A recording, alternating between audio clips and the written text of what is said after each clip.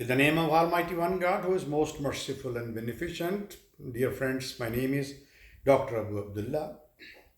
Today I am discussing the arrival of Muslims in America even before Columbus. So it's a little interesting. Usually we know that the first Muslims who came in America, they were slaves from Africa who brought by some traders who forcefully escorted them into their ships and sold them into the markets of America. But this is absolutely not true. Here I am giving some facts, some bitter facts, which tell us that Muslims came in this country even before Columbus. Numerous evidence suggests that Muslims from Spain and West Africa arrived in America at least 5 centuries before Columbus, 500 years before Columbus. It's recorded. For example, that in the mid 10th century, during the rule of Umayyad Khalifa Abdur Rahman III, 929 to 961, Muslims of African origin sailed westward from the Spanish port of Daliba into the ocean of darkness and fog. It was the name of Atlantic Ocean. Muslims of African folk, they returned after a long absence with much booty from a strange and curious land. It is evident that people of Muslim origin are known to have accompanied Columbus and subsequent Spanish explorers to the New World. New World means America. The last Muslim stronghold in Spain, Granada, fell to the Christians in 1492 CE, just before the Spanish Inquisition was launched. To escape persecution, many non-Christians fled or embraced Catholicism. At least two documents imply the presence of Muslims in Spanish America before 1550 CE. Despite the fact that a decree issued in 1539 CE by Charles V, King of Spain, forbade the grandsons of Muslims who had been burned at the stake to migrate to the West Indies. This decree was ratified in 1543 CE, and in order for the expulsion of all Muslims from overseas Spanish territories was subsequently published. Many references on the Muslims' arrival in the Americas are available. They are summarized in the following notes. I will discuss it into the different portions, different sections. The first section is historic documents. What the historic document says. Number one, Muslim historian and geographer Abu al-Hasan al-Masudi from 871 to 957 CE wrote in his book, with English translation means meadows of gold and quarries of jewels, that during the rule of Muslim Caliph of Spain, Abdullah ibn Muhammad, 888 to 912 CE, a Muslim navigator, Ibn Said of Cordoba, Spain, sailed from Dalba in 889 CE, crossed the Atlantic, reached the unknown territory, and returned with fabulous treasuries. Al-Masudi's map of the world, there is a large area in the ocean called Atlantic Ocean, which he referred to as unknown territory, means America. Number two, in historic document, a Muslim historian, Abu Bakr, narrated that during the reign of the Muslim Caliph of Spain, Hashim II, 976 to 1090, Another Muslim navigator, Ibn Farrukh of Granada, sailed from Qadish in February 99 into the Atlantic, landed in Great Canary Island,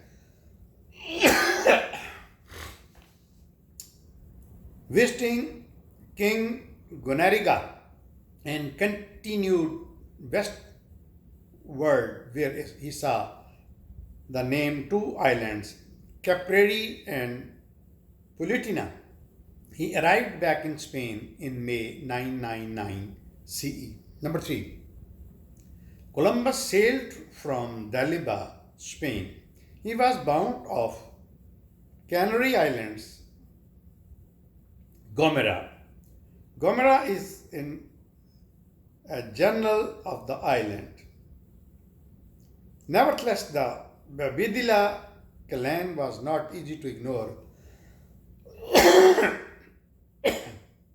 Another Babidila, called Francisco, later as the royal commissioner, put Columbus in chains and transferred him from Santo Domingo back to Spain in November 1500 CE. The Babidila family was related to Abbadad dynasty of Seville, 1031 to 1091 CE. The Bodilla family was related to, on October 12, 1492 CE, Columbus landed on a little island in the Bahamas that was called Gunani by the natives, renamed San Salvador by Columbus. Gunani is derived from Mandinka and modified Arabic words. Guana means brothers, and Hani is Arabic name. Therefore, the original name of the island was Hani Brothers. Ferdinand Columbus, which was the son of Christopher Columbus, wrote about the black seen by his father in Honduras. The people who live further east of Point Cavinus as far as Cape Gracias are almost black in color. At the same time, in this very same region, lived a tribe, Muslim natives known as Al-Mami.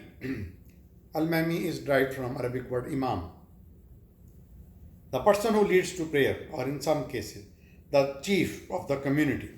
Number 4, documents a renewed American historian and linguist Leo Werner of Harvard University in his book Africa and the Discovery of America in 1921 wrote that Columbus was well aware of the Mandinka presence in the New World and that of the West African Muslims had spread throughout the Caribbean, Central, South, and North America territories, including Canada, where they were trading and intermarrying with the native Indians.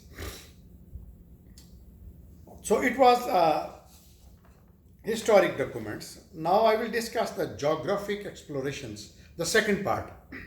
Number 1, the famous Muslim geographer and Al-Sharif Al-Idris, period 1099 to 1166 CE, wrote in his famous book called Excursion of the Longing in Crossing Horizons that a group of seafarers from North Africa sailed into the Sea of Darkness, means Atlantic Ocean, from Lisbon, Portugal, in order to discover that what was it and what extent were its limits. They finally reached an island and that had people and civilization. On the 4th day, a translator spoke to them in Arabic language. Number 2, in geographic exploration, the Muslim references books mentioned a well-documented description of a journey across the Sea of Atlantic Ocean by Sheikh Zainuddin Ali. His journey started from Tarafe, which is in South Morocco, during the reign of the king Abu al-Yaqub, period 1286 to 1307, sixth of the Marinid dynasty, to Great Island in the Caribbean Sea in 1291 CE. The details of his own the detail of his ocean journey are mentioned in the Islamic references, and many Muslim scholars are aware of this recorded historical record. Number 3 in geographical exploration, the Muslim historian Shihab Eddin Abdul Abbas al-Umari, period 1300 to 1384 CE, described in detail the geographical exploration beyond the sea of the Atlantic Ocean of Malay sultans in his famous book, which means the pathways of science in the province of kingdoms. Number 4, in this comes Sultan Mansa Kankan Musa, period 1312 to 1337 CE, was the world-renowned Mandanika monarch of the West Africa Islamic Empire of Mali. While traveling to Mecca on his famous Hajj in 1324 CE, he informed the scholars of Sultan Court An-Nasruddin Muhammad III in Cairo that his brother Sultan Abu Bakri, period 1285 to 1312 CE, had undertaken 2 expeditions into the Atlantic Ocean. When the Sultan didn't return to Timbuktu from the second voyage of 1311 CE, Mansa Musa became Sultan of the empire. Number 5, Columbus and early Spanish and Portuguese explorers were able to voyage across the Atlantic, which has a distance of 24,000 kilometers, thanks to Muslim geographer and navigator information, in particular maps made by Muslim traders, including Al-Masudi, in his book History of the World, which is based on material gathered in Africa and Asia. As a matter of fact, Columbus had 2 captains of Muslim origin during his first transatlantic voyage, called Martin and Nina. They were wealthy expert ship outfitters who helped organize the Columbus expedition and repaired the flagship of Santa Maria. They did this at their own expense for both commercial and political reasons. So, my friend, this was from history clips that Muslims came in America 5 centuries before Columbus arrived. And they have some deep roots in some area in this country, not in America, but in South America, North America, and Canada. Columbus admitted in his papers that October 21, 1492 CE, while his ship was sailing near Gibra on the northeast coast of Cuba, he saw a mosque on the top of a beautiful mountain. The ruins of mosque and minarets with inscription of Quranic verses have been discovered in Cuba, Mexico, Texas, and Nevada. During his second voyage, Columbus was told by the Indians of Haiti that black people had been to the island before his arrival. For proof, they presented Columbus with the spears of these African Muslims. In 1498 CE, on his third voyage to the New World, Columbus landed in Trinidad, which is in South Caribbean. Later he signed the South American continent. Later on, he sighted the South American continent, where some of his crew went ashore and found natives using colorful handkerchiefs of symmetrical woven colors. which were signs of Arabic nations.